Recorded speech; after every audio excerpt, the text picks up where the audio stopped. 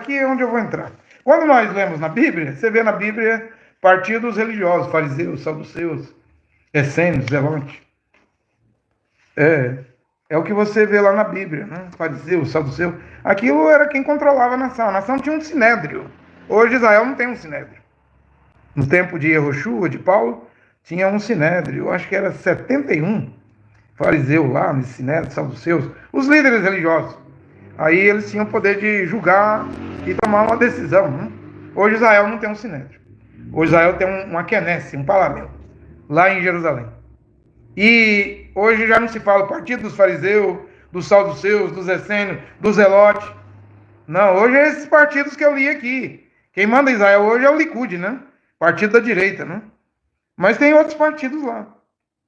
Você não lembra que antes do Benjamin Netanyahu ser primeiro-ministro, o nome do antigo primeiro-ministro foi Naftali Bennett. E aí Lapid também já foi primeiro-ministro. Eles querem voltar ao poder, né? Então não tem só o Benjamin Netanyahu. Na verdade, Netanyahu é um dos maiores políticos de Israel. Mas tem mais de 40 partidos.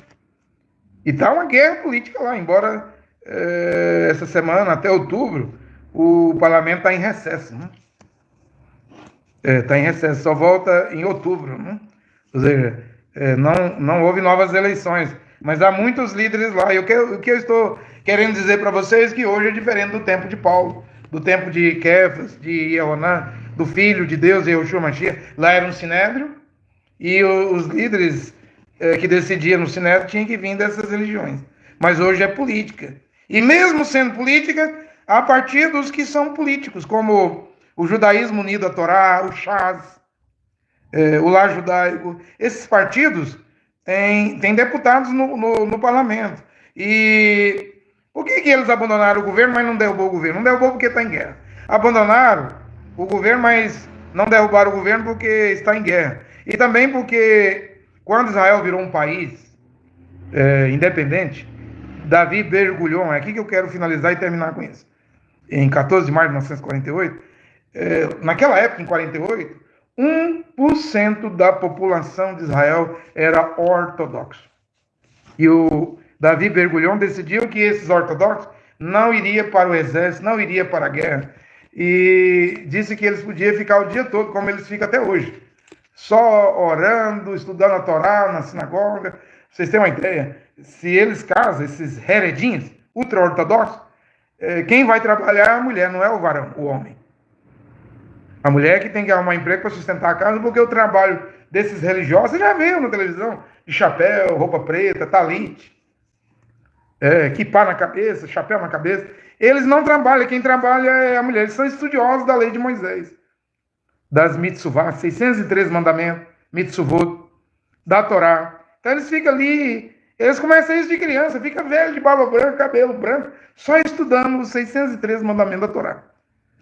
E então eles não participam de guerra. E como Israel hoje está enfrentando 7 frentes de guerra, Irã, Síria, Iraque, Gaza, Cisjordânia, Judéia, pode começar uma guerra horrível aí contra a Turquia quer guerrear contra Israel, né? A Síria está querendo pedir apoio à Turquia, porque nesse massacre desse terrorista aí, Ahmed al-Shara, isso aí está usando paletó e gravata, mas era terrorista da Al-Qaeda.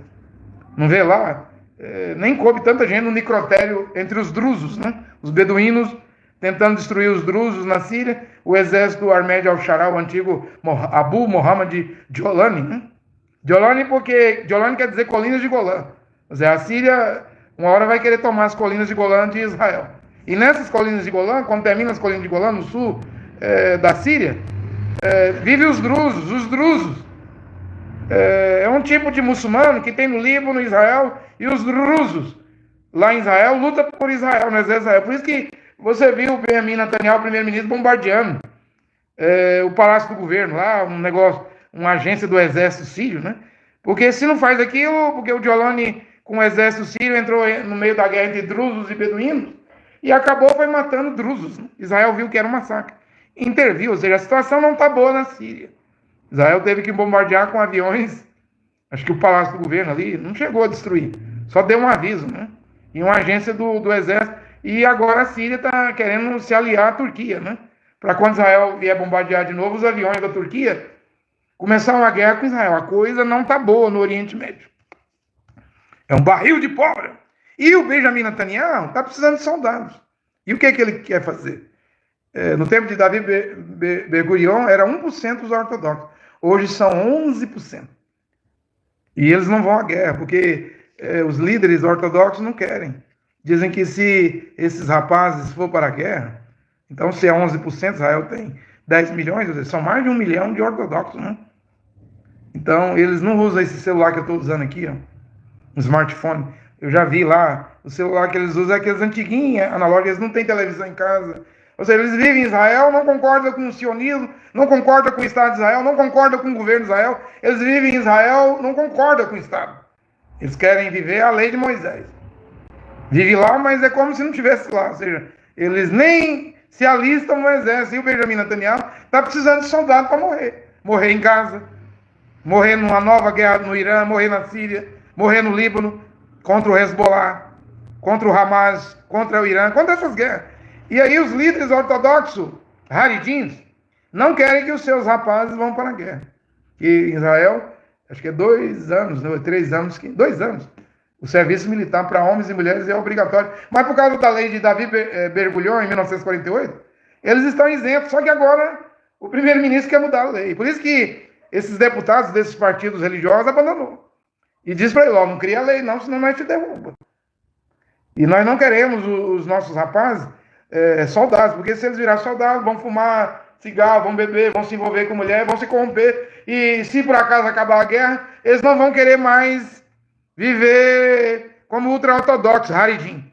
Vocês estão entendendo o que eu estou dizendo? É isso. Esse é o maior problema hoje em Israel. Irá para a guerra esses religiosos?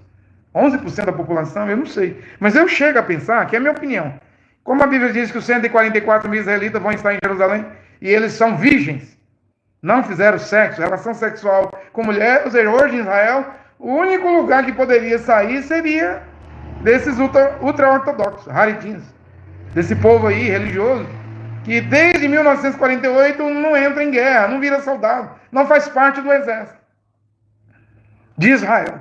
Mas o Benjamin Netanyahu quer cancelar essa lei e colocar eles para morrer, né? Veja que situação, né? O que vai acontecer? Eu não sei. Só o Criador sabe. E a Bíblia diz em Ezequiel 9,4 que os 144 mil vai estar lá em Jerusalém. Angustiado, gemendo, chorando, por causa dos pecados, das abominações cometidas pelo povo judeu. E não é porque uma pessoa nasceu em Israel e é judeu que será salva. A Bíblia diz que os 144 mil, para fazer parte, eles têm pelo menos essas duas características. Nunca fizeram sexo com mulher nenhuma. Na sua boca não se achou mentira. Eram homens íntegros, né? Então tem que ser um grupo de pessoas separadas da sociedade. Hoje, assim, como estudioso das Escrituras, e sempre estou estudando as coisas lá em Israel, eu só vejo esse grupo de jovens entre os haredins, ultra-ortodoxos. É os únicos que se mantêm fora da política, né? Fora da tecnologia, né? Fora das festas, fora do mundão velho brabo, né? Se não for eles, então não sei onde está esse grupo. Pelo menos na minha ótica, a minha maneira de ver, pode ser aí, né? Se eu não sei, Deus sabe. Mas eu só estou expressando o que eu penso, né? Olha aqui, o Criador, Jeová, abençoe esta pregação juntamente com seu filho e Yehoshua Mashiach. Ainda que o número dos filhos de Israel seja como a areia da praia, Romanos 9, 27, só um remanescente, um resto. Só um grupo de 144 mil é que será salvo, né?